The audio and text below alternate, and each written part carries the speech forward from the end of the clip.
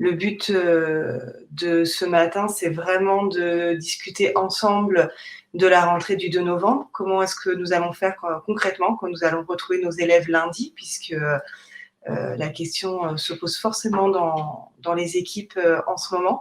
Et bonjour Alicia. Et selon nos contextes de travail, nos élèves, nos situations géographiques dans nos quartiers, etc., on n'a pas forcément les mêmes appréhensions à discuter des événements qui se sont passés juste avant les vacances d'automne.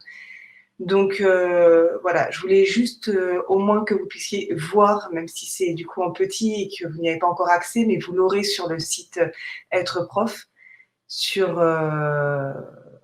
cet atelier qui va nous permettre de discuter ensemble, encore une fois.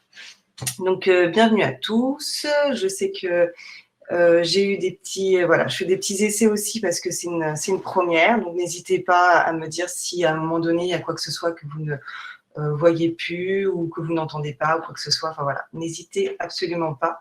Si c'est pas clair non plus à me le dire. Donc merci d'être présent sur nos temps de vacances pour discuter de cette rentrée qui va être très particulière et qui nous pose des questions forcément. Voilà, donc on a travaillé sur un outil avec Être Prof et l'association Enquête que nous espérons utile pour nous enseignants, puisque donc moi je vais me présenter. Je suis Karine, je suis enseignante en cycle 3. Généralement, j'ai fait beaucoup de cycle 3 dans une école élémentaire de REP qui est une petite école dans un petit quartier assez enclavé. Je suis également directrice de cette petite école. Nous avons 8 classes et nous travaillons depuis plusieurs années avec l'association Enquête autour de la laïcité, puisque c'est un projet qui a été demandé, qui émane aussi de l'inspection de ma circonscription et de la mairie de la ville dans laquelle je travaille. Voilà, juste pour le contexte. Donc, je suis une enseignante comme vous, avec les mêmes interrogations et les mêmes difficultés, je pense, de prise en main. Et simplement, avec notre équipe, on a réfléchi à pas mal d'actions. Donc, on commence à avoir des choses qui fonctionnent plutôt bien. Voilà, donc bonjour à tous ceux qui arrivent. Oui, je lis en même temps les interventions sur le chat. Donc, je vois Aurélia qui travaille en REP+.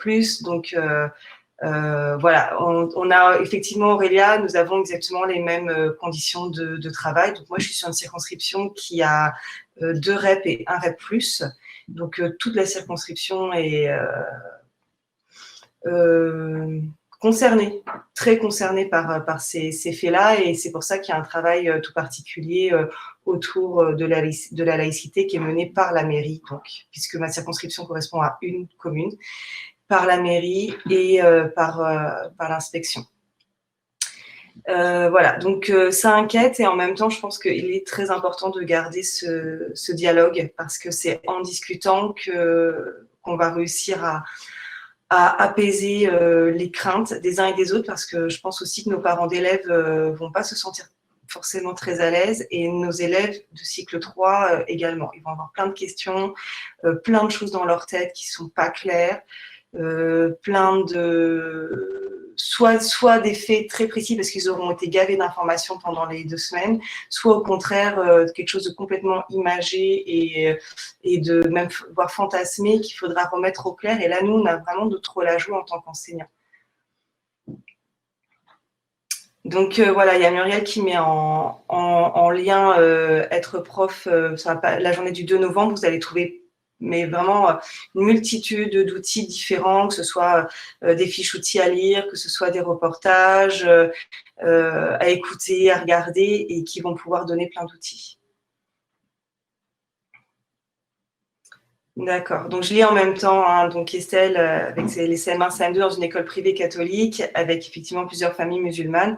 Donc, de toute façon, voilà. Moi, je voulais vous demander un petit peu justement dans les participants si vous êtes vos niveaux de classe, même si je me doute que vous êtes tous sur du cycle 3, mais peut-être que certains sont sur des doubles niveaux avec, je ne sais pas, des CP-CM2 et qui se demandent aussi comment ils vont pouvoir articuler ce temps-là.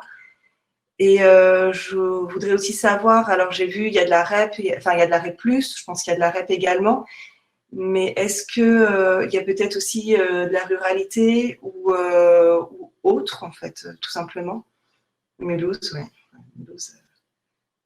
Alors, oui, Charline REP à Mulhouse, oui. Okay.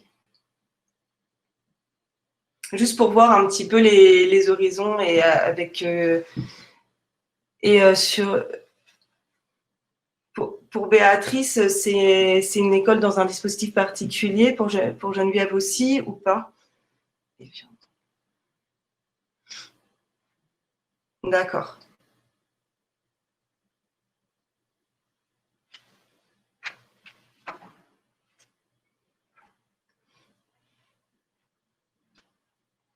D'accord. Donc je lis en même temps, Linda. Merci. NUPE2A, population très mixte, bah oui, oui, oui. Ouais, puis alors avec l'UPE2A, d'autant plus un vocabulaire, mais ça, enfin, je t'apprends rien, tu le sais déjà, hein, mais un vocabulaire ultra simple et surtout très abordable. Si c'est plus axé. Ah oui. Bah Marion, c'est vraiment à toi de voir si tu peux t'en saisir. Moi, j'ai envie de dire que le cycle 3 a quand même son sens, donc je ne sais pas du tout quelle matière tu enseignes, ou si tu enseignes pas, par exemple, je ne sais pas. Mais à mon avis, les outils que nous, on utilise sur le CM1, CM2 sont tout à fait valables pour les sixièmes. Hein. Si j'avais mes CM2 de l'année dernière qui sont en sixième à l'heure actuelle, si je les avais, je pense que je pourrais exactement faire la même chose avec eux. Mais vraiment, tu es maître de savoir ce qui leur convient le mieux. Un lycée pro, d'accord. Ah oui, maître G, bah là, Agnès, oui, je pense que tu vas faire partie du personnel que tes collègues vont demander beaucoup, beaucoup de choses. Nous, on travaille énormément avec notre AZ. Merci d'ailleurs à vous, maître spécialisé, d'être là. C'est pas à Marseille. Oui, je suis d'accord avec toi, Marion. Tous les outils sont bons à prendre, effectivement. Et après, après, ce que je vous disais, je pense qu'on connaît quand même très bien nos élèves, donc vous prendrez ce qui vous convient le mieux. C'est aussi ça l'avantage de cette plateforme que je découvre également, hein, que je trouve assez riche et bien faite. C'est-à-dire que chacun va s'emparer de ce qui lui parle et de ce qui est correct pour lui dans son quotidien, avec les relations qu'il a établies avec les familles, avec ses élèves, avec son équipe également, puisque voilà, chaque équipe a peut-être des projets et des axes qui ne sont pas les mêmes partout en France, puisqu'on n'a pas les mêmes réalités de terrain. Par contre, au-delà de nos différences, on a quand même une unité commune qui va être de notre devoir, comme il nous l'est demandé, hein, en tant que fonctionnaire de toute façon, de manière très institutionnelle, de discuter à la rentrée de ce qui s'est passé, des événements avec nos élèves, et également de représenter quand même l'institution, à partir du moment où la minute de silence, voilà, elle est cadrée. Hein. Je pense qu'il y a les actualisés qui vont tomber très très prochainement dans nos boîtes académiques. Donc là, ça c'est de la partie qui est de toute façon institutionnelle et qui est de notre devoir. Après, on est enseignant, on est libre de notre pédagogie et j'espère sincèrement que voilà, chacun va repartir en se disant bah ça me parle, je vais pouvoir le mettre en place lundi et puis bah tel élément, peut-être pas tout de suite, peut-être un jour. Ça, c'est aussi l'enrichissement des échanges. Voilà. Donc, dans les craintes, oui, parce que je voulais un peu vous demander aussi quelles étaient, si vous aviez des attentes très particulières ou plutôt quelque chose d'ouvert, et si vous aviez des craintes. Donc, j'ai vu qu'effectivement, oui, il y a des craintes dans les quartiers qui sont peut-être avec une forte communauté musulmane, peut-être aussi à l'inverse, quand on a peu de musulmans qui vont se retrouver avec des regards qui vont pouvoir être assez durs. alors que, voilà, encore une fois, il est vraiment de notre devoir de dissocier. Être musulman, c'est pas être islamiste, c'est vraiment, ce sont des choses différentes. Et c'est important de le dire et que les élèves l'entendent et qu'ils puissent mettre des mots sur ce qui s'est passé avec des choses assez simples. Voilà, alors là, les caricatures. Alors Estelle, je sais que j'ai pas de bonne mémoire. Tu es en CM1, CM2. Alors on va en discuter, mais moi non, non. Nos élèves en CM1, CM2 n'ont pas la maturité pour voir les caricatures dont il a été question. Ce sont des élèves de collège, même de cycle 4, hein, si je ne dis pas de bêtises, à qui on a présenté ces caricatures, qui ont une autre maturité, à qui il est demandé dans leur programme d'avoir cette ouverture. Nous, en cycle 3, ça ne nous est absolument pas demandé, on ne va pas rentrer dans ce champ-là du tout. Par contre, effectivement, au fur et à mesure qu'on va dérouler un petit peu ce qui est possible de faire, on va voir que la caricature, on peut en discuter à l'école élémentaire, on peut en discuter avec nos classes de cycle 3, on peut faire des projets sur les caricatures, mais des caricatures d'une manière générale. Et on ne va pas aller sur des sujets qui ne vont pas être capables de comprendre et qui ne sont surtout pas demandés. Nous, on va dans un cadre qui est institutionnel pour aussi se protéger tout simplement et être dans les clous.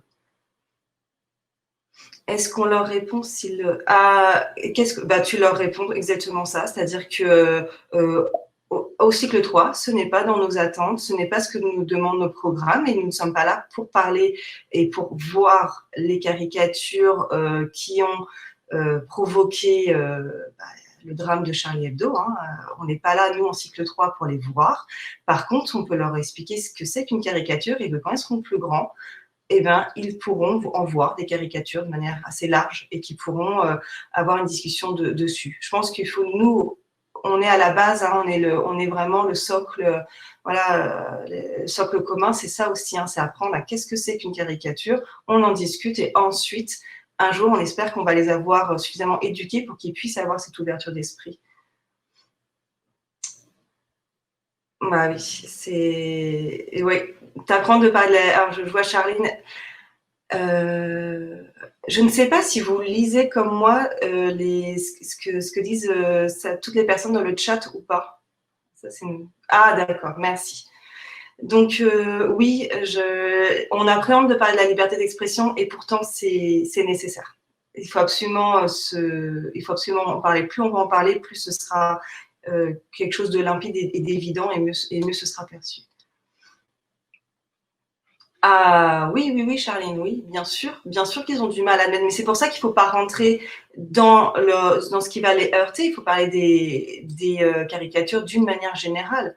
Et ensuite, le chemin, nous, on plante des petites graines en élémentaire, et après, voilà, la graine va germer en se disant, on vit dans un pays de liberté. Maintenant, bien sûr que ça en choque chacun, mais nous, on n'est pas là pour juger de leur croyance. On est là pour remettre le cadre et remettre des mots simples et clairs sur des émotions qui sont trop fortes. Bien sûr, oui, oui, bah oui, on l'a tous su, hein, ça se fait pas, mais il faut creuser, voilà. D'accord, la fiche outil va être présente, c'est pas ça, c'est vraiment très, très bien. Je lis en même temps.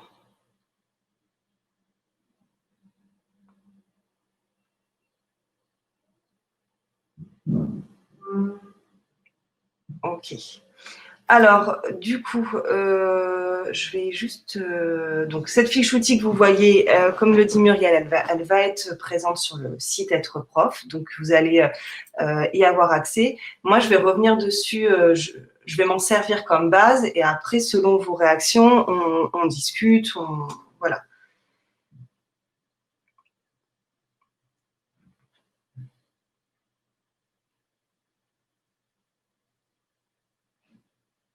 Ok. Alors justement, donc je prends quand même mon petit document puisque moi j'ai l'honneur de l'avoir. Donc dans un premier temps, ce à quoi nous avons pensé, ce qui nous paraît absolument essentiel, et je suis certaine que, l'ensemble des enseignants présents, c'est aussi ce que vous vous êtes dit, c'est que déjà on va parler des faits tout simplement. C'est-à-dire que lundi, on va se retrouver avec nos élèves en classe concrètement. Bonjour, est-ce que vous avez quand même passé de bonnes vacances? Parce que c'est essentiel de ne pas tout de suite les plomber, même si ça va arriver très vite, hein, mais il va falloir qu'on ait une discussion. Voilà, effectivement. Donc, on va aussi leur demander comment ils ont, est-ce qu'ils ont passé des bonnes vacances et que c'est certain que vous allez avoir un enfant dans votre classe. Excusez-moi. Ok, désolée. Et c'est certain que vous allez avoir un enfant dans votre classe qui va en parler, ça c'est sûr. Donc, soit ça vient des élèves et vous décidez de rebondir dessus, soit vous avez envie que ce soit vraiment un temps fort, parce que peut-être c'est dans vos pratiques de classe, parce que vous avez envie d'aller là-dessus, et vous allez leur dire, voilà, effectivement, tu as raison, ou vous avez raison, vous avez entendu, il s'est passé quelque chose de très très grave avant nos vacances. Enfin, le soir même de nos vacances, vous avez entendu des choses aux informations, vous avez entendu des éléments en discutant avec vos familles, avec vos amis, etc. On va en discuter, mais on ne va pas en discuter n'importe comment. Donc, soit vous vous mettez en classe, mais l'idéal, c'est de former un cercle où vous avez une pièce, parce que votre école est faite ainsi, que vous avez un endroit où vous pouvez vous mettre en cercle. Et parce que ça, c'est important, que tout le monde puisse se voir et donner ce temps d'échange et de parole qui sera libre, mais cadré. C'est-à-dire qu'à partir du moment où, voilà, on va entrer dans le vif du sujet en disant il s'est passé un événement très grave, on va en discuter, mais on ne va pas en discuter n'importe comment. C'est un temps d'échange. Donc, premièrement, nous allons nous écouter. Et deuxièmement, pour prendre la parole, nous allons attendre d'avoir la parole. Donc, soit vous avez un bâton de parole. Alors, ça peut être un ballon, ça peut être un bâton en lui-même, ça peut être un régulateur. Alors, c'est vous le régulateur, ou bien si vous avez l'habitude de faire des débats philosophiques, ça peut être un enfant. Dans les règles du Covid, je ne sais pas comment toi tu travailles, Charline, mais moi, dans ma classe, mes élèves, ils sont tous ensemble. Hein. Donc, le bâton de parole, ils ont le droit d'avoir des jeux de cours, donc ils ont le droit de se transmettre à un objet au sein d'une même classe. Après, le bâton de parole, il peut être virtuel. Ça peut être quelqu'un qui, vous, en tant qu'enseignant, ou quelqu'un qui donne des...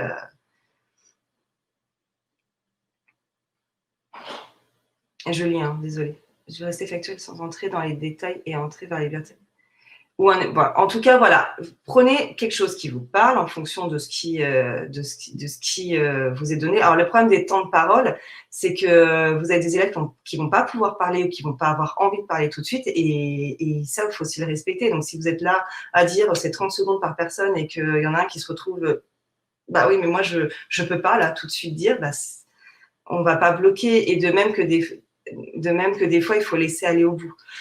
Donc, voilà, un temps d'échange. Et pendant ce temps d'échange, vous allez partir de ce qu'ils ont entendu. Par contre, en le cadrant, c'est-à-dire que ils sont petits. Moi, j'insiste parce que c'est ce qui ressort dans mon école. On dit toujours les grands, parce que pour nous, en élémentaire, ce sont des grands, mais ils n'ont que 9, 10, 11 ans. Ça reste des enfants, ils sont jeunes. Comme je l'ai lu tout à l'heure, ils jouent à des jeux qui ne sont pas adaptés pour leur âge, ils voient des images qui ne sont pas adaptées pour leur âge, ils n'ont pas la maturité intellectuelle de supporter tout ça en réalité.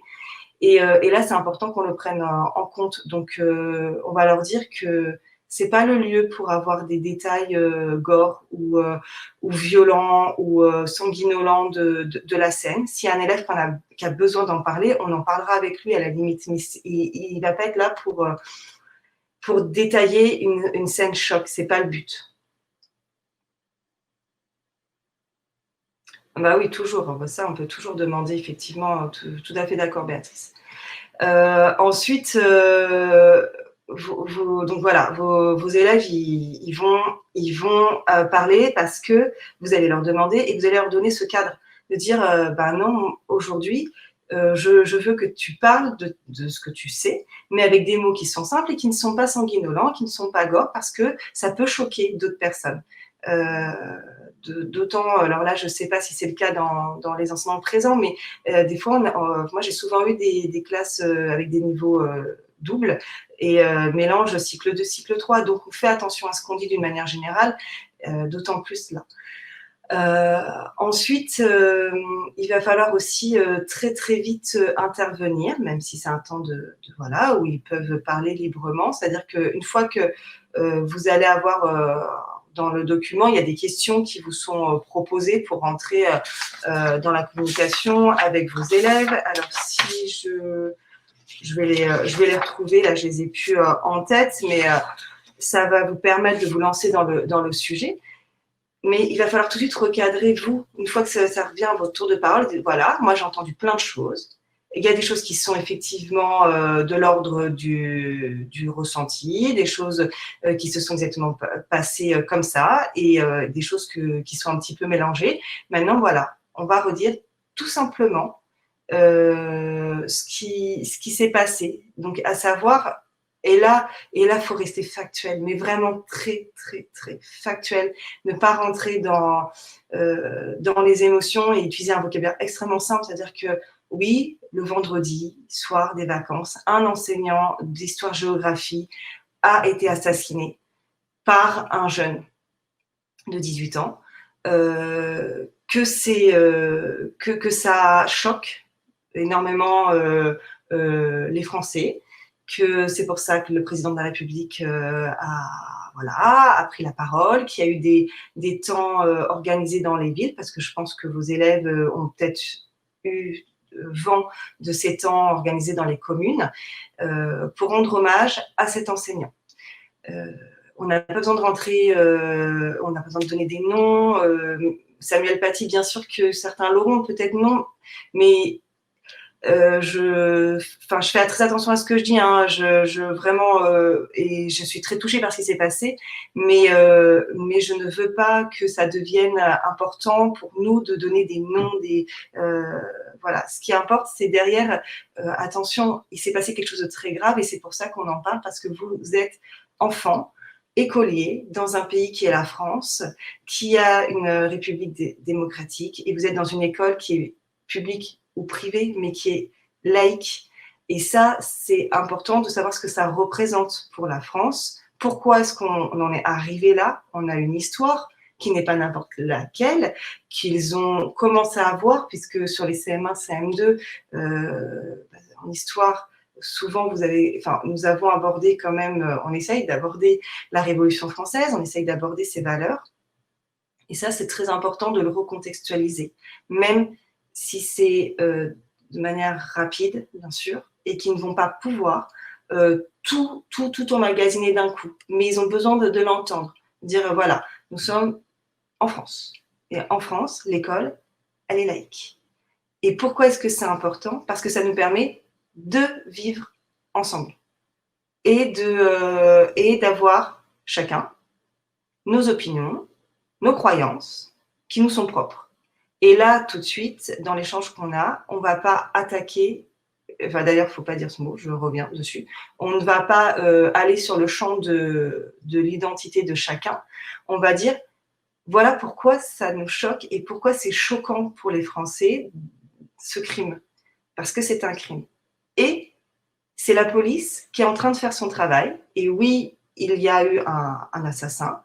Il y a des faits, voilà, on sait qu'il y a des parents d'élèves qui ont été mécontents du cours de ce professeur d'histoire géo, mais ce prof d'histoire géo a fait son travail, c'est une demande institutionnelle, il est resté dans les clous.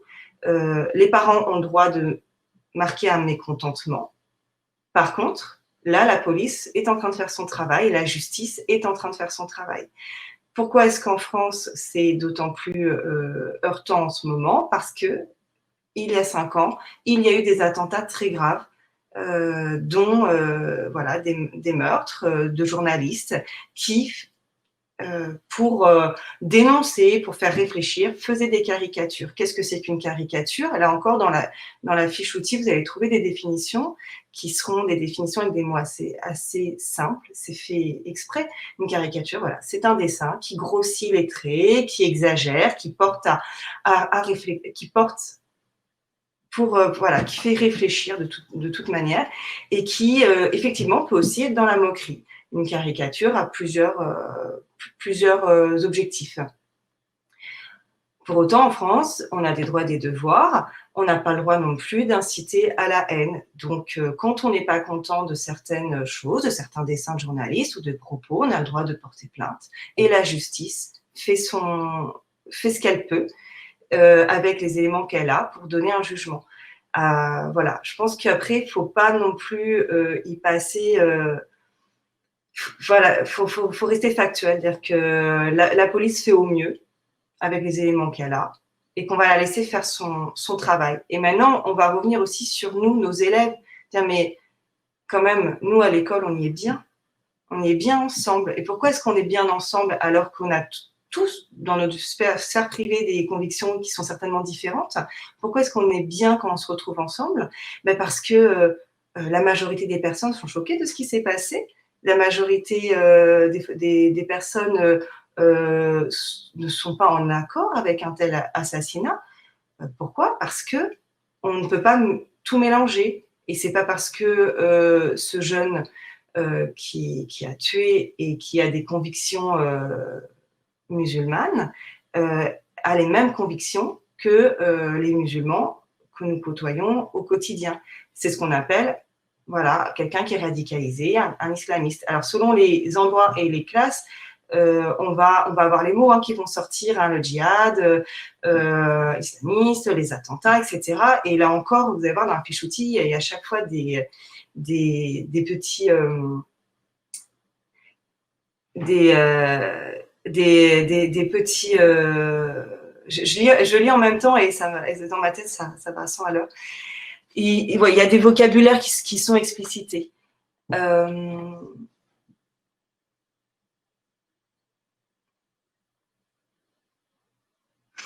Alors, donc tout ce qui est donc évidemment voilà les petits tutos, la laïcité, un jour une question, etc. Ça c'est vraiment des outils qui sont super importants. Je comprends que tu n'aies pas envie de parler d'islam et pourtant c'est important. C'est l'essentiel. Il faut en parler. Il faut en parler parce qu'il faut dissocier. Il faut dire que l'islam c'est une religion telle que le judaïsme ou le christianisme. Et que c'est pas parce que on est musulman qu'on est islamiste. Et ça, si c'est pas dit par nous, je ne sais pas par qui ce sera dit. Donc, il est important qu'ils l'entendent. Il est important qu'ils entendent aussi que des musulmans et des représentants musulmans en France ont montré leur désaccord. Et que ce n'est pas l'islam qui justifie ces actes-là, c'est vraiment des actes islamistes et de l'ordre d'un djihad qui n'est pas partagé par bon nombre, voire la très grande majorité des musulmans qui vivent en France.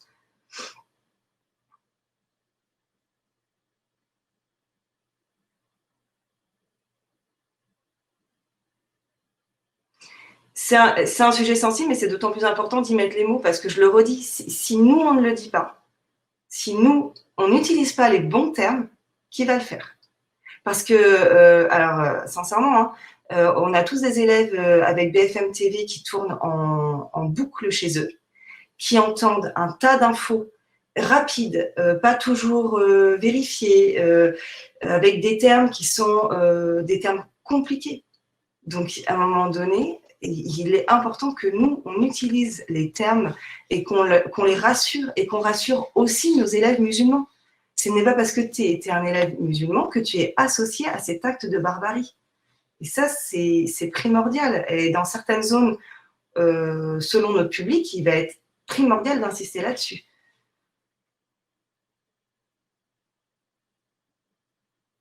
Bien sûr que c'est un acte terroriste, un acte qui est là, qui est fait pour faire peur. Pourquoi est-ce que nous, là, tout d'un coup, on en discute alors, pourquoi est-ce qu'on en discute en disant on a peur d'en reparler parce qu'ils ont fait peur. Et là, moi, j'ai une pensée toute particulière pour tous nos collègues du secondaire qui, eux, vont plus loin dans les caricatures et vont plus loin dans ce dialogue et qui vont avoir d'autant plus peur que nous d'en discuter, et à juste titre, hein, je leur jette absolument pas la pierre parce que c'est au final plus facile pour nous, et c'est pour ça que c'est plus important encore que nous, on en discute avec nos élèves et qu'on mette les mots pour aider nos collègues ensuite au secondaire quand ils vont aller plus loin. Parce que si on a commencé à discuter de ça, si nos élèves déjà ont une base en disant dans le monde, il y a, on va dire, 3 grandes religions monothéistes, c'est les plus connues. C'est pas une question de préférence ou quoi que ce soit, c'est les plus connues. Le christianisme, l'islam et le judaïsme. Voilà, effectivement, ça crée des guerres, etc. Mais il y a aussi des personnes qui ont envie de vivre ensemble et qui arrivent. Et puis, il y a aussi des personnes qui sont athées. Qu'est-ce que c'est que l'athéisme? Il y a des personnes qui sont agnostiques. Qu'est-ce que c'est que l'agnosticisme? Et tout ça, c'est des choses que nous, on doit travailler en élémentaire pour qu'ensuite, ils les aient. C'est une base. Et c'est pas parce qu'on en parle que ça attaque leur propre personnalité. Oui. Eh bien, alors, Lucie, si je peux me permettre, si je peux me permettre d'en discuter ici, alors Muriel, je pense que tu me diras s'il y a quoi que ce soit, mais moi, j'en parle alors vraiment, j'en parle, mais avec des élèves où je vous assure que c'est pas simple tous les jours, hein. Moi aussi, je pense que tout ce que j'ai lu, je l'ai partagé. J'ai eu des élèves quand j'ai commencé à travailler dans mon école, quand justement, je pense à Julie, prof d'histoire géo, quand je commençais à parler du christianisme au Moyen-Âge, hein, vous serez d'accord avec moi que c'est juste évident, qu'on ne peut pas faire autrement que d'en discuter, qu'on fait l'histoire française. J'avais des élèves qui ne voulaient pas en entendre parler, qui faisaient autre chose, qui ne voulaient pas apprendre leur leçon d'histoire parce que ça parlait de christianisme, etc. Alors ça, c'était voilà, il y a quelques années. Et puis j'ai eu des classes super dures, avec des réactions très très dures, avec des pressions entre élèves, hein, pas forcément dans l'école, hein, mais à l'extérieur, etc. Et il y a quelques années, j'ai découvert une association formidable, donc toujours avec l'aide de ma mairie et de l'inspection d'éducation nationale de ma circo, qui s'appelle Enquête. Et Enquête, c'est une association qui travaille sur l'enseignement laïque des faits religieux. Et là, on met les pieds dans le plat, hein, voilà, mais sous forme de jeu. Et on parle de tout ce qu'on vient de dire. Qu'est-ce que c'est qu'être musulman? Qu'est-ce que c'est qu'un arabe, hein? Parce qu'arabe et musulman, c'est deux choses différentes, mais pas dans l'imaginaire collectif de nos élèves pour la majorité, ni de nos familles pour beaucoup, pour bon nombre. Qu'est-ce que c'est que le christianisme, mais de manière très, très factuelle, très large, et sous forme de jeu. Et pendant plusieurs séances, on en discute. Et comme ce jeu est très bien fait, et comme ce jeu est extrêmement bien fait et qu'il nous permet d'aborder ces sujets-là, et évidemment de la laïcité, hein, parce que ça, c'est une des cartes du jeu phare, on en discute, mais de manière très, très objective, ce qui fait qu'à aucun moment, les élèves ne se sentent attaqués ou concernés sur leurs propres croyances. Ils peuvent avoir des questions, ils vont dire, moi, chez moi, je fais comme ça, etc. Mais vous allez vous rendre compte qu'au bout d'un moment, ils vont se poser des questions et dire, ah bon, tu fais comme ça, ok, ben moi pourtant c'est pas comme ça que je le fais chez moi, et pourtant on partage la même religion, mais comme au final on aura vu que c'est eux, leur objectif peut-être au final est le même, mais pas la manière d'y arriver. Ben voilà, c'est juste factuel, c'est ah tiens, j'entends que quelqu'un pour qui j'ai même de l'estime fait pas comme moi. Ok, d'accord. Et ça permet aussi de voir les ressemblances entre ces différentes religions monothéistes, leurs différences. Où est-ce que c'est situé dans le monde? En fait, enfin vraiment, moi, depuis que je fais ce jeu, je travaille de manière très efficace en EMC au cycle 3, et je le recommande à mes collègues et je le recommande à tous ceux avec qui je parle de ces sujets, parce que c'est la première fois que j'en discute en me disant librement, en fait, c'est même pas librement, c'est-à-dire que mes élèves me disent, mais on y joue? Allez, c'est le jour, c'est l'heure, on fait. Et si par malheur, on est en retard ou qu'on n'a pas le temps, ou alors là, mais maîtresse, mais non, on doit jouer à l'arbre à défi, c'est aujourd'hui. Et voilà. Donc, je pense qu'il va être aussi mis dans les outils, si ceux que ça intéresse, c'est un très bel outil.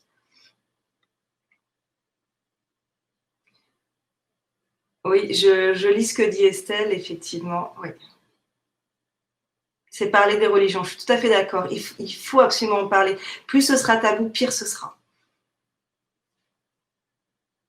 L'arbre à défi.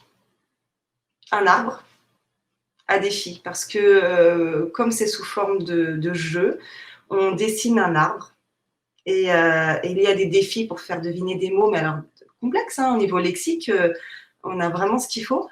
Et à chaque fois que les équipes gagnent, elles gagnent tout le temps. Elles gagnent des petits fruits de couleur qui représentent la couleur de leur équipe.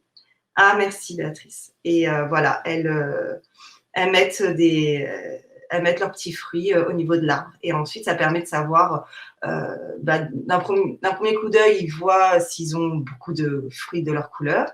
Et puis surtout, ça fait vraiment, enfin, ça évoque l'arbre de la connaissance, parce qu'autour de cet arbre, il y a tous les mots qu'on a travaillés et qui sont très riches. Oui. Ensuite, sur les. Donc, je vais essayer de te remontrer, enfin, de vous remontrer. D'accord, merci Muriel. Mais je pense que. Enfin, je suis quasiment sûre qu'il va être mis en ligne sur Être Prof. Ah oui, enfin, moi je pense oui, je pense que ce jeu, il est essentiel.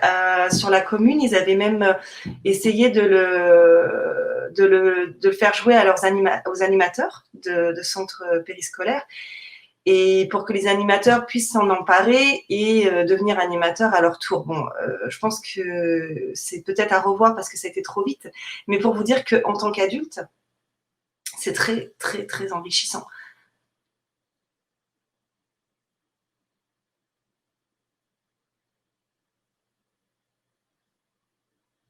Je pense que les mots à refuser enfin, en réalité, tu les connais, c'est-à-dire que tu n'acceptes aucune insulte dans ta classe. C'est intolérable, c'est pas possible. Donc c'est non. Tout ce qui est humiliant, c'est non. Et il faut l'expliciter, parce que des fois, il y a des enfants qui vont utiliser des termes qui, pour eux, et qui ne vont pas mesurer comme étant humiliants ou insultants.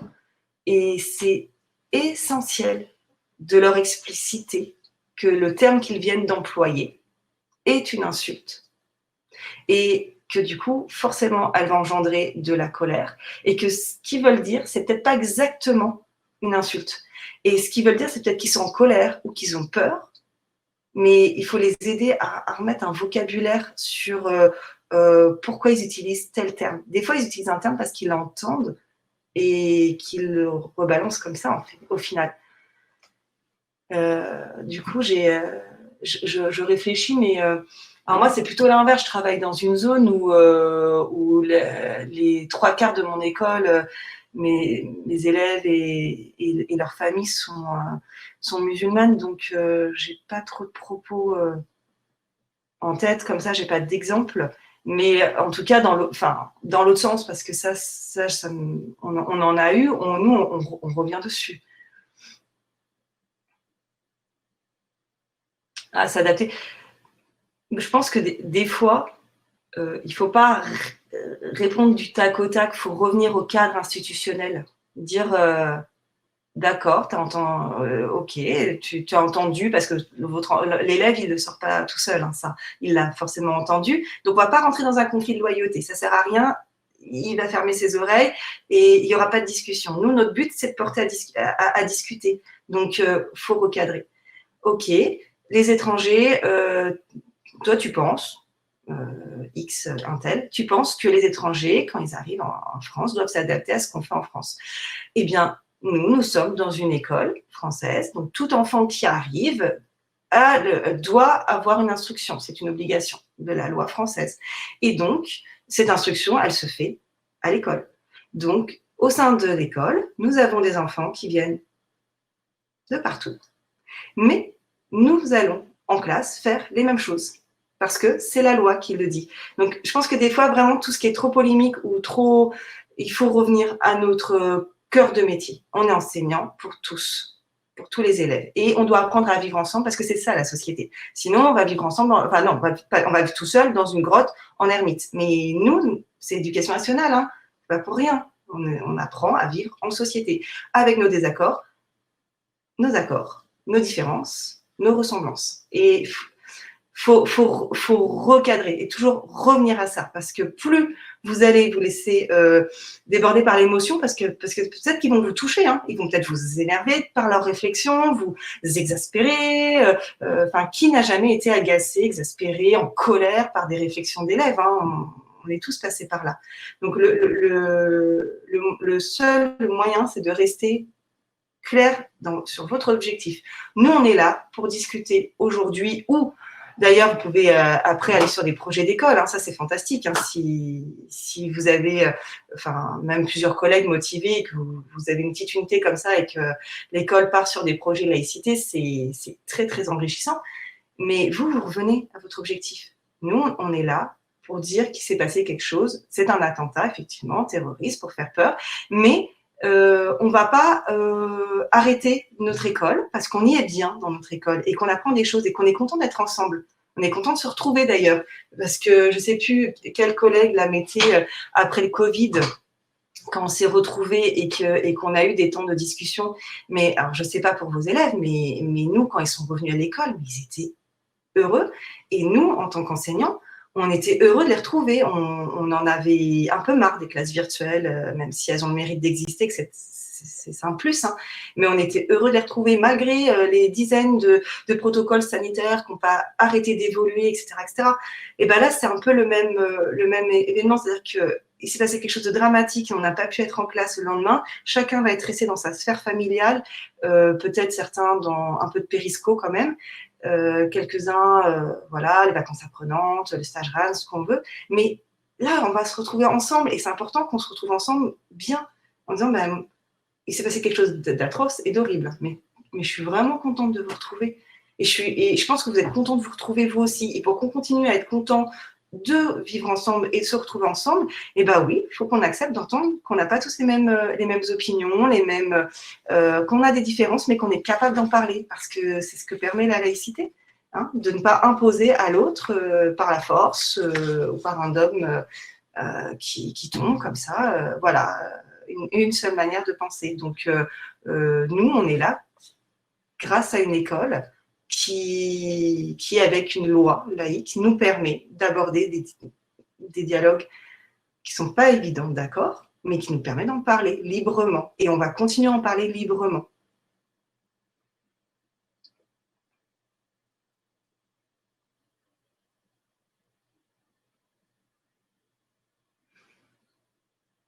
Alors, la décolonisation et l'histoire de l'immigration, c'est pareil, c'est un sujet qui est très, très vaste et qui est certainement passionnant. Donc, je pense que selon les projets d'école des uns des autres, c'est peut-être quelque chose que vous avez déjà abordé. J'ai même des collègues de maternelle qui partent sur des projets en disant, bah, il y a des élèves qui ont des origines de tels endroits, etc. C'est un outil. Par contre, c'est pas une obligation non plus de passer par là. C'est vraiment en fonction de vos histoires, de vos écoles et de ce qui s'y passe. Si vous avez déjà travaillé là-dessus, ben c'est un plus. Après, c'est quand même là aussi un sujet qui est un gros sujet. En tout cas, moi, je resterai vraiment dans un premier temps, sur la laïcité. Et après, dans un second temps, effectivement, tous ces projets-là qui sont passionnants et qui permettent une ouverture culturelle importante. Du coup, je sais que c'était pour les définitions. Donc, par exemple, je vais juste la lire parce que comme je ne peux pas la mettre en plein écran, mais sur islamiste. Donc là, dans la définition qui est proposée dans l'outil par l'outil entre être prof et enquête, ça, tout de suite, c'est marqué à distinguer islam, musulman et islamiste. Islamiste est le nom donné aux personnes musulmanes qui veulent que ce soit des responsables religieux musulmans qui décident des lois, etc. C'est un petit peu long, donc je ne vais peut-être pas tout vous lire là-dessus. Donc, en gros, bon, c'est à l'envers, mais c'est ce paragraphe-là. Et après, vous avez des intitulés qui reprennent des encarts, qui reprennent la définition de djihadiste, de terroriste, d'attentat, de Mohamed, de caricature aussi. Et comme ça, vous avez vraiment une base factuelle pour parler de ces faits-là, que ce soit aussi plus clair dans nos têtes à nous. Donc, ce document, j'espère qu'il vous sera bien utile, mais moi, je sais que dans l'arbre à défis, justement, les définitions m'ont bien aidé aussi à recadrer des choses. Donc, le vocabulaire est super important. Il y a aussi sur la laïcité, il y a aussi tout un paragraphe sur la laïcité qui redit bien, ben voilà, la laïcité en France, elle s'est pas créée du jour au lendemain et voilà pourquoi on y est très attaché à l'heure actuelle et ce qu'elle permet de faire concrètement dans nos classes.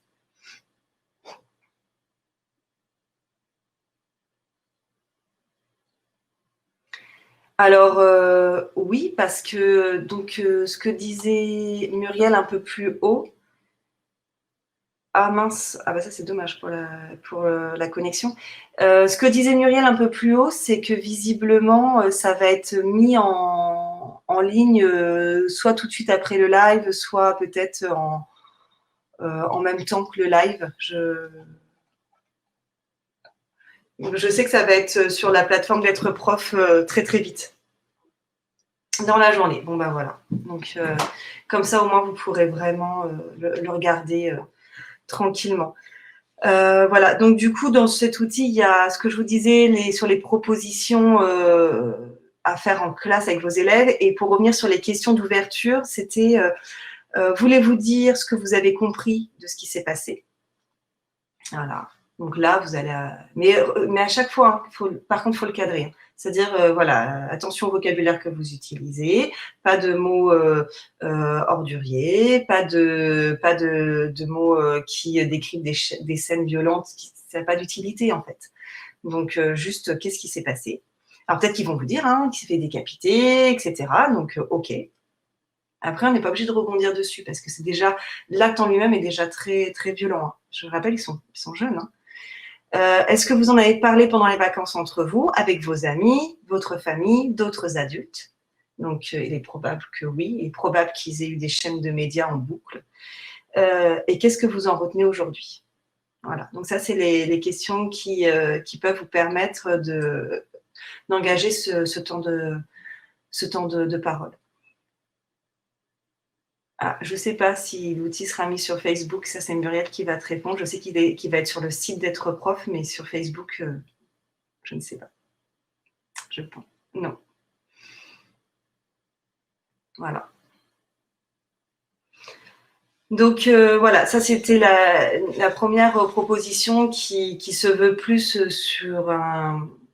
avec une dimension atelier philo, peut-être que certains ont déjà fait en classe. Est-ce que certains ont déjà des ateliers philo qui reconduisent d'année en année ou qu'ils ont l'habitude de mener ou qui fait partie d'un projet d'école? Enfin, est-ce que si je vous parle atelier philo, c'est des choses qui font partie de vos pratiques ou pas? D'accord.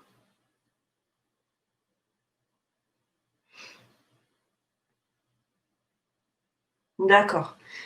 Donc, pour les personnes qui mettent en place, ça, je pense que du coup, ça vous parle forcément. Et pour les personnes qui le mettent pas en place, est-ce que ça vous intéresserait de le mettre en place ou est-ce que ce n'est pas une pratique qui vous parle et que voilà, vous n'avez pas envie de rentrer par ce biais-là? Et Jean-Luc, est-ce que tu arrives manque d'outils? Oui, alors c'est vrai que nous, on avait été formés, on a une conseillère pédagogique qui était venue, nous former, justement. Heu, OK. Alors, oui, il existe Sève, moi je travaille avec eux, c'est ouais, C'est une super association. Faut en parler à vos circos. Alors, du coup, ça, c'est donc une association qui permet d'animer des débats philosophiques. C'est très enrichissant parce que ça permet à l'enseignant aussi d'être en retrait. Si, ils viennent au cycle 3, je pense que ça dépend en fait, je crois sincèrement que ça dépend du partenariat qui a été construit entre ta mairie, ton inspection et Sève, à l'endroit où Aurélia, t'es sur quel département? Nice. Oui, je pense que ça dépend de la manière dont a été construit le partenariat, parce que du coup, c'est un partenariat qui est tripartite, puisque c'est la mairie qui paye, l'éducation nationale qui en fait forcément partie, et Sèvres, et après, ils ont peut-être ciblé le cycle 2 chez toi pour des raisons qui appartiennent à cette région. Mais en tout cas, sache que c'est pas partout pareil, et c'est vraiment en fonction des projets des uns et des autres. Et ça permet donc d'avoir un intervenant en classe pour instaurer des débats philo. Donc, d'une manière générale, pour faire des débats philosophiques, quand même, la base commune, c'est le cercle au sein de sa classe, avec quelqu'un qui régule. Voilà, parce que pour avoir un débat philo, ça veut dire qu'il faut qu'on ait une question sur laquelle alors, c'est une question, ça peut être une caricature, justement. Il y en a des super bien alors, vous pouvez vous aider de Canopée, qui est avec les petits fondamentaux. Vous pouvez vous aider d'un jour une actu. Il y a il y a Bayard Presse. Enfin, il y a plein. Il y a Milan aussi qui fait des. Oui, ça démarre en maternelle, carrément. Qui fait des petites BD sur des thèmes. Ça peut être l'amitié, qu'est-ce que c'est qu'un ami, le harcèlement. Ça, je pense que selon vos circuits, vous en avez beaucoup, beaucoup parlé. Astrapi aussi, oui, complètement. Voilà, ça peut être un texte. Sur Eduscol, il y a plein de ressources par rapport au débat philosophique. Et vous avez des textes qui permettent, selon les cycles, de lire une histoire. Et alors souvent, c'est des mythes. Hein. Et à partir de là, de ce mythe, qu'est-ce que vous en pensez, etc., etc. Une BD, c'est bien ça, une BD qui parle de laïcité. Et voilà. Et donc, du coup, le principe, c'est de se mettre en cercle avec quelqu'un qui va réguler la parole. C'est-à-dire que pour s'écouter, pour se parler, il faut s'écouter. Donc, quand quelqu'un parle, on l'écoute, on le regarde. Et il faut aussi demander, voilà, on a un droit de parole, donc ce qui peut être représenté par un ballon, un bâton, quelqu'un qui simplement dit, vas-y, à toi de parler, qui fait attention à ce que tout le monde ait un temps de parole. Et aussi, il y a quelqu'un qui empêche de tourner en rond, parce que des fois, on ne s'en sort pas vraiment de ce que veut dire la personne, et on fait évoluer le sujet. Mais le principe, c'est vraiment de se mettre en cercle et de discuter d'un sujet où on accepte aussi, enfin, dans lequel, hein, ou avec un accent, dans lequel on accepte qu'il n'y ait pas une réponse. Puisque lors des débats philo, mais comme il n'y a pas de bonne ou de mauvaise réponse, tout est bon, tout est acceptable, à partir du moment où c'est poli, où c'est dit correctement, etc. On peut discuter de tout. Et comment est-ce que chacun perçoit, rebondit sur ce qu'a dit un tel, etc., etc. Et il faut se fixer un temps, avec peut-être des petits rituels. Nous, on nous avait conseillé des rituels de la bougie. Quand on allume la bougie, on commence. Quand on éteint la bougie, c'est fini. Il peut y avoir des rituels de méditation, etc., accompagnés. Et donc, on clôt. Alors, soit il y a quelqu'un qui a pris des petites notes et qui récapitule ce qui s'est dit, soit il y a une question qui va émaner et on va pouvoir en discuter la prochaine fois. Mais je pense que ce qui est le plus déroutant pour les enseignants, c'est que notre rôle et notre posture est très, très différente. Mais là, elle va être différente lundi, la posture, parce qu'on est là pour recadrer, mais on n'est pas là pour juger. On n'est pas là pour dire c'est bien, c'est pas bien, c'est vrai, c'est pas vrai. Enfin, c'est vrai ici dans les faits, mais pas dans les ressentis. Donc, voilà. C'est des débats philo, ne pas hésiter à en parler aussi sur vos circos, parce que généralement, ils ont plaisir à les mettre en place. Ah.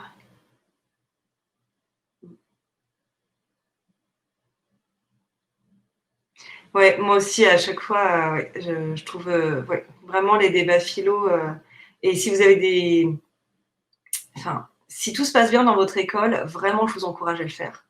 D'autant plus, parce que là, vous allez aller très, très loin avec vos élèves et c'est passionnant. Et si vous avez des problèmes de climat scolaire, parce que nous, on a été amenés à aller, vers, tous ces partenaires parce qu'on a eu des gros problèmes de climat scolaire au sein de l'école et ce sont des outils, qui ont très bien fonctionné, hein. Alors, par contre, je vous cache pas, hein, c'est pas la baguette magique, hein. On a travaillé comme des dingues. Oui, climat scolaire, ouais, des climats scolaires qui sont, explosifs avec, du harcèlement, avec, des soucis de tolérance, voilà. Et ben, ce sont des outils, les débats philo, l'arbre à défi, et cetera, qui vont participer à apaiser le climat scolaire parce qu'ils vont ouvrir à la discussion et ils vont mettre des mots. Et ça, c'est essentiel de mettre des mots, hein, sur les actes, sur les ressentis.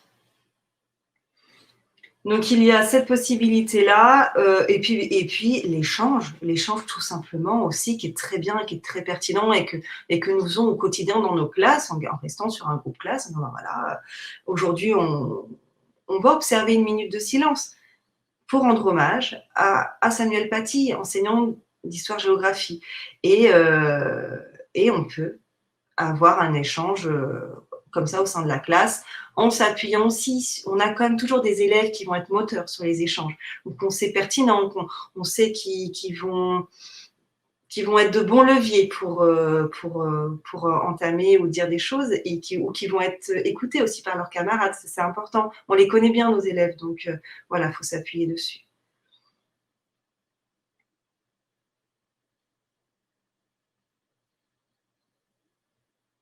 Mais en fait, ce que je comprends pas, Hélène, c'est pourquoi tu peux pas donner le bâton de parole à la mesure où nos élèves dans la même classe ont le droit de se passer. Enfin, tu peux faire de l'EPS avec tes élèves, donc ils vont toucher la même balle.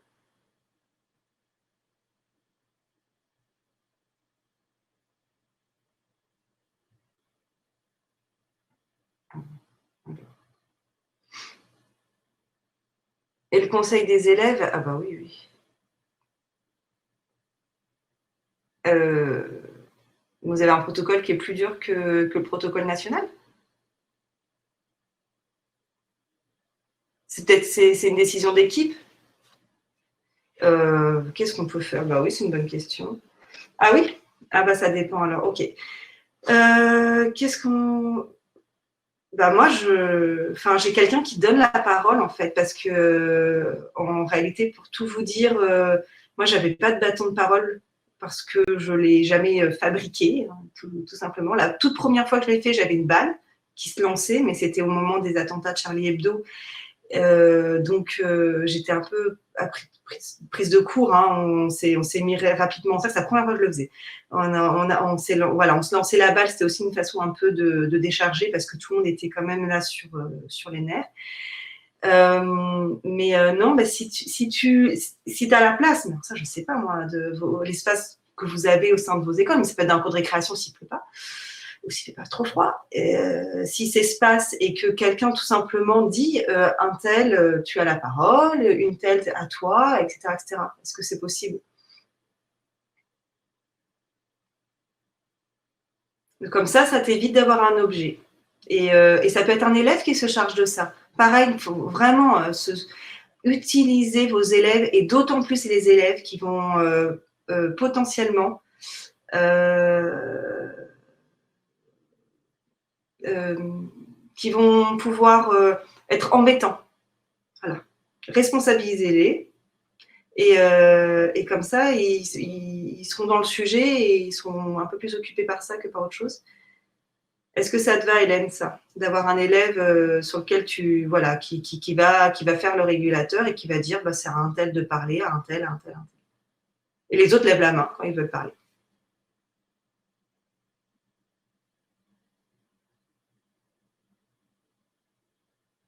Oui, bah oui, voilà, super, ouais. Comme ça évite tout, les contacts, les objets qui passent de main en main. Ou alors pour les étourdis comme moi, ceux qui oublient les objets en permanence et qui doivent trouver des systèmes d'idées. Voilà, c'est très pratique, tous ces petites suggestions.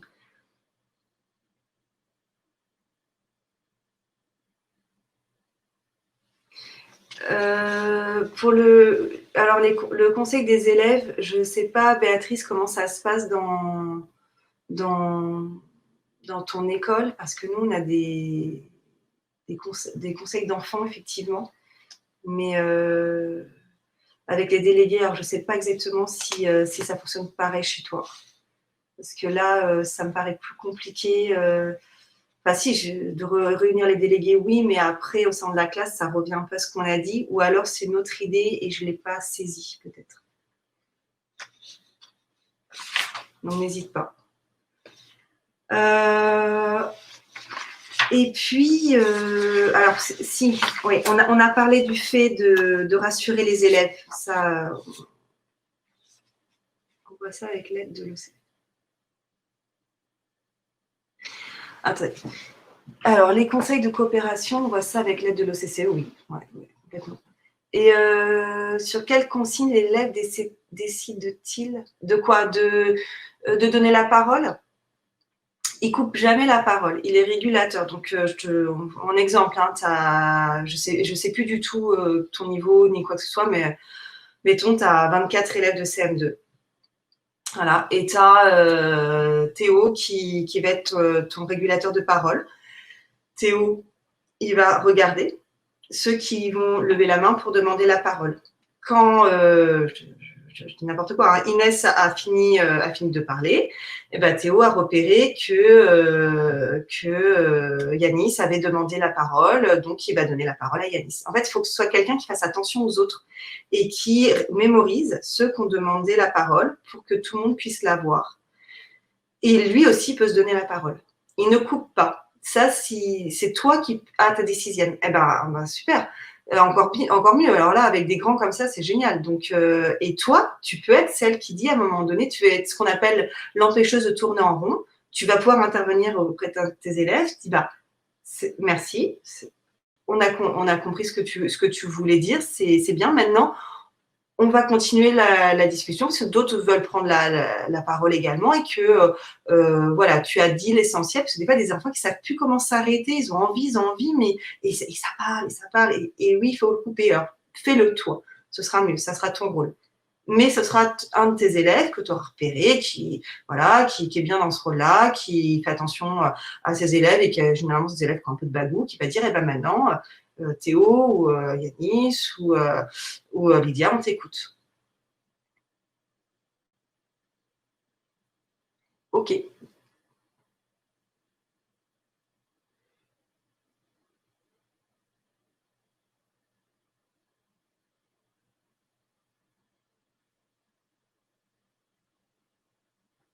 Eh ben super. Ok. Et ben voilà. Et dernier élément, pour ceux qui restent, c'est quelque chose dont on n'a pas beaucoup parlé. Bon, rassurer les élèves, ça oui, on l'a dit, c'est important. Mais est-ce qu'il y en a qui ont peur par rapport aux parents des réactions des familles? Parce que ça aussi, c'est quelque chose qui peut, et qui s'entend, qui peut être compliqué. Et pourtant, voilà, moi, alors là, je parle en tant qu'enseignante, mais aussi en tant que directrice, puisque c'est toujours, voilà, je vais forcément être mêlée ouais, des inquiétudes, tu as raison. Ouais, je préfère aussi, tu as raison, ouais, des inquiétudes. En tant que directeur, on est forcément les premiers concernés, voilà, avec nos collègues et nos classes, quand c'est en plus dans notre classe que ça se passe. Donc, je dirais qu'il y a 2 temps par rapport à lundi. Il y a un temps qui est institutionnel. Donc, de toute façon, on n'a pas de compte à rendre. En fait, ça nous est demandé. C'est une demande institutionnelle qu'on ait ce temps-là avec nos élèves et on va l'avoir. De même qu'on va faire une séance sur le savoir nager, sur la Révolution française, etc. Enfin, bref, nos programmes, ils sont sur EduSchool, on reste dans nos clous, c'est notre cœur de métier, on n'a pas à se justifier de tout. Par contre, Oh, je vais finir et je viens de dire ce qu'a mis Nathalie. Et par contre, là où c'est très important, c'est de rester dans le dialogue. Dans le dialogue, sans jugement, et ce qui peut être très intéressant. Et peut-être que là, Nathalie, ça peut t'intéresser d'autant plus, et d'autres collègues sur voilà, des milieux encore différents. C'est à partir du moment où vous allez vouloir mettre en place un outil sur du long terme pour discuter de la laïcité, et que cet outil, il va être novateur, puisque vous le mettez, voilà, et il n'est pas connu de vos familles, pas connu d'anciens élèves, etc. Il va falloir l'expliciter. Non pas parce que vous avez des comptes à rendre aux familles, mais parce que plus on va être transparent dans nos manières de travailler, plus on va être compris. Donc, je vais reprendre l'exemple de l'arbre à défis, qui ferait beaucoup de bien du coup à tes mamans, à tes familles voilà, qui ont des remarques désagréables, hein, voire racistes. Si vous décidez, voilà, c'est un outil parmi tant d'autres, hein, c'est un bon outil, il y en a d'autres. Hein.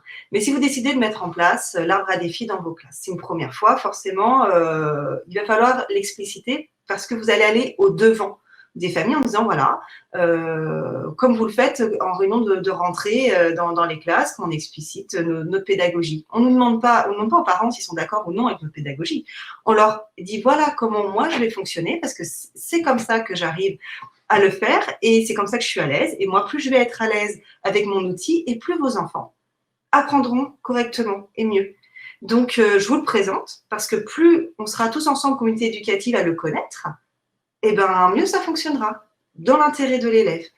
Et là, c'est pareil. Donc, c'est-à-dire que si vous faites des projets sur la laïcité dans vos écoles, invitez vos familles, allez les voir. Les familles qui sont particulièrement difficiles, que vous connaissez, parce que vous les connaissez bien, et ben vous allez aller les voir et avoir une petite discussion informelle, dire, ben voilà, moi, je vais utiliser un outil, votre enfant, il va particulièrement être mis en valeur. Essayez de montrer en quoi ça va être pertinent.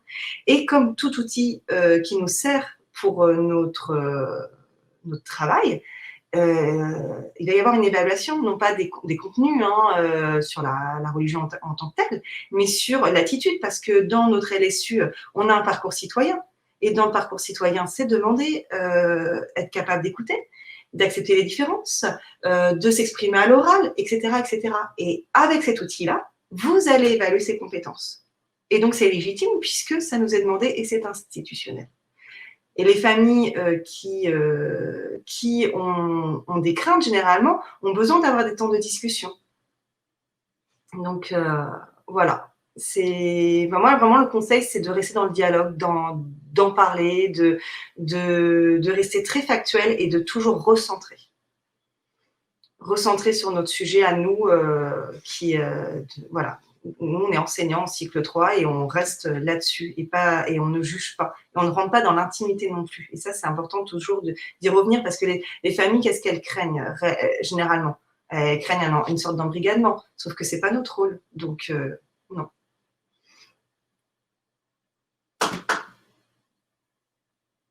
Oui, certainement que ça doit exister. D'ailleurs, c'est super chouette, un parcours laïcité, oui.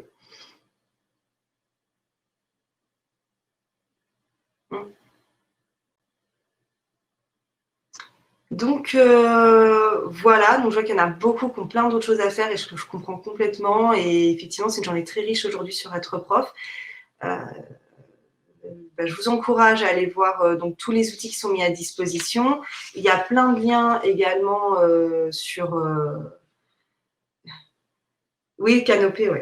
Il y a plein de liens qui vont être mis en place là sur être prof. Je vous encourage à aller les visualiser, à en discuter en équipe. Et puis, j'espère que ça vous aura donné quand même des petites billes et que vous serez un peu plus armés pour notre rentrée vis-à-vis de vos élèves.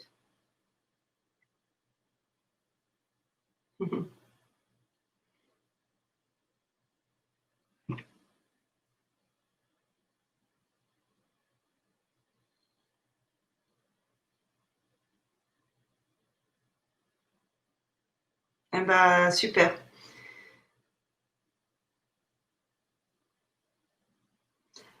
Eh ben, Catherine, je penserai très très fort à toi parce qu'effectivement, 30 CM2, ça fait beaucoup.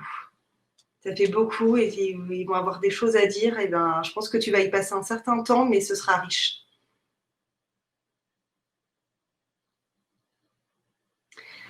Alors moi, Hélène, j'aurais tendance à dire que ça, c'est ta sphère privée. Elle est absolument respectable, mais elle ne regarde que toi et pas tes élèves. Voilà. Donc, de même que eux, les croyances, enfin, des uns et des autres, on n'est pas là pour en juger ou pour parler de soi, on est là pour recentrer notre débat. Donc, c'est pas un tort, je dirais simplement que c'est pas le lieu, c'est tout. Donc, voilà, pour rester centré toujours sur notre sujet.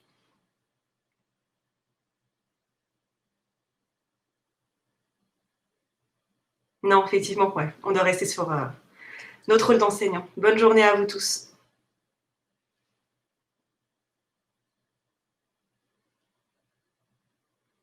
Oui,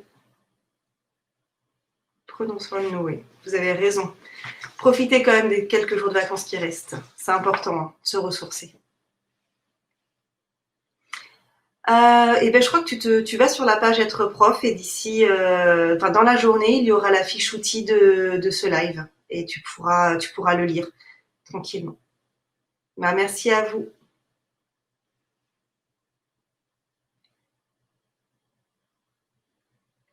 Du coup, Muriel, juste petite question pratico-pratique.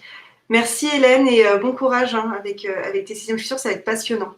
J'aurais tellement aimé être une petite souris et aller voir tout ce qui va se dire parce que c'est une partie qui m'intéresse énormément. Euh, Dis-moi s'il te plaît, Muriel, du coup là je fais juste terminer le webinar.